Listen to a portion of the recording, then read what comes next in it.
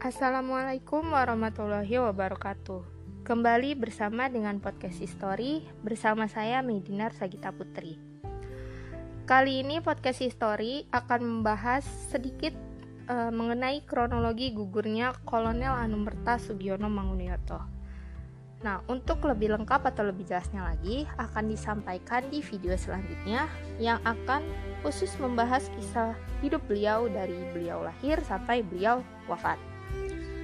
Langsung saja kita ke pembahasannya, namun sebelum itu ada sedikit biografi yang akan disajikan sebagai pengantar.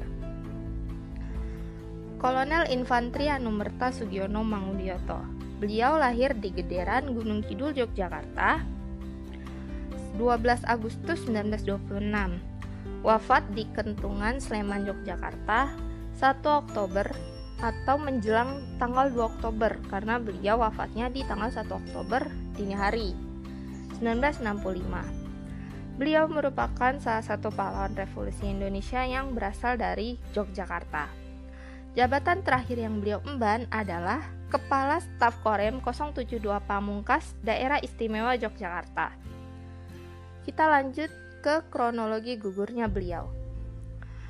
Diawali oleh firasat saat Kolonel Sugiono pulang ke kampung halamannya di Gunung Kidul, Yogyakarta. Di sana, beliau bertemu dengan keluarganya dan sempat berpesan kepada keponakan-keponakannya. Jangan ada yang menjadi tentara. Menjadi tentara itu berat, si om saja yang menjadi tentara. Kutip salah satu keponakan beliau. Beliau juga sempat mengajak jalan-jalan keponakan-keponakan beliau ke salah satu kebun binatang yang berada di Yogyakarta. 1 Oktober 1965. Beliau baru saja pulang dari Semarang setelah menghadiri harlah atau HUT peringatan ulang tahun Pangdam Diponegoro. Beliau juga sempat ke Pekalongan untuk meresmikan pabrik kain batik.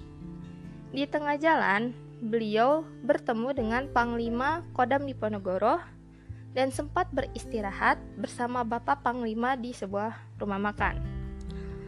Bapak Panglima Kodam Diponegoro saat itu menyarankan agar beliau tidak perlu kembali ke Yogyakarta terlebih dahulu karena situasi tengah genting. Mohon maaf tadi ada sedikit gangguan, kita lanjutkan lagi ya.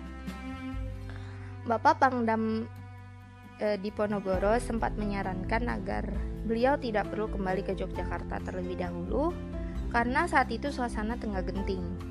Namun, karena rasa tanggung jawab beliau atas wilayahnya, beliau tetap kembali ke Yogyakarta. Nah, di tanggal 1 Oktober 1965 sore, beliau tiba di Yogyakarta dan sempat menelpon istri beliau dan berkata, "Bu, saya sudah di Yogyakarta.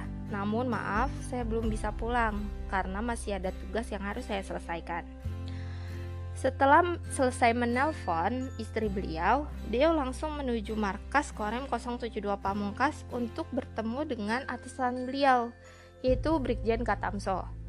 Namun sayang, beliau tidak ada di tempat waktu itu. Rupanya, Pak Katamso telah diculik terlebih dahulu dan dibawa ke markas Batalion L di Kentungan, Yogyakarta.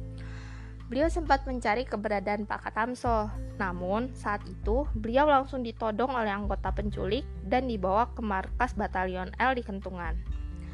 Beliau sempat disekap di salah satu ruangan sebelum dibawa ke tempat eksekusi. Akhirnya, beliau dieksekusi dengan cara dipukul menggunakan kunci mortir atau kunci yang biasa digunakan untuk memperbaiki tank. Dan beliau saat itu setelah selesai dieksekusi, beliau belum wafat, namun masih mengeluarkan nafas sampai dimasukkan ke dalam lubang untuk menguburkan jasad beliau.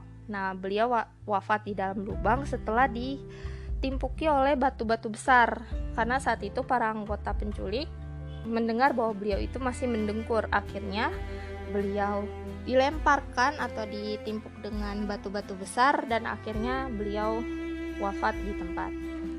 Beliau wafat pada 1 Oktober dini hari menjelang tanggal 2 di usia 39 tahun. Oke, sekian, terima kasih sudah mendengarkan. Mohon maaf apabila ada kesalahan atau kekurangan. Terima kasih sudah mendengarkan, semoga bermanfaat. Salam.